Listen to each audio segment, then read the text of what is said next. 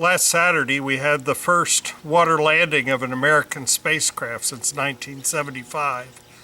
It was in February of that year that I went with my parents on a tour of the Johnson Space Center in Houston, Texas. 5.5 years after Apollo 11, we were impressed by the room where it happened. We were filling time while we were anxiously waiting.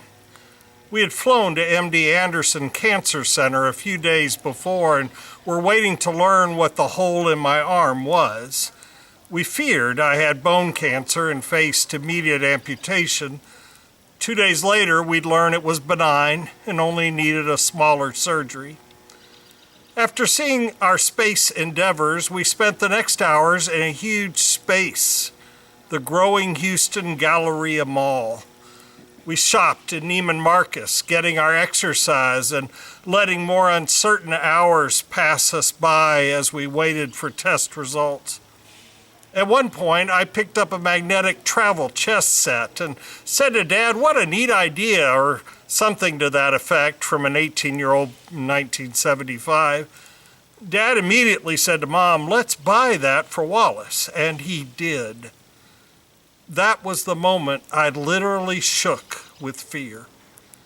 While I can't say I ever lacked for anything, my father was liberally generous in giving to others, but fiscally conservative around us. He had never before made an impulse buy in my presence. If he were to ever buy something like a magnetic chess set he'd just seen, he would at least sleep on it for a night or two. I was overwhelmed by the silent sense that Dad would buy me whatever I wanted that day because he feared my days were numbered, and it shook me to the core. A travel chess set was one thing, education was another. Later that year, my parents began to pay for my 4-year college and my 4-year seminary educations, and I was thankful for my blessings. However, I was also guilty, especially at seminary. Seminary students had churches make donations to help them. Others relied on scholarships from donations of others, and many experienced a $10,000 debt in 1983, entering a profession with a salary not suited to pay it off. When I shared my guilt about my blessings, someone wiser than I told me, feeling guilty doesn't do God or anyone else any good at all.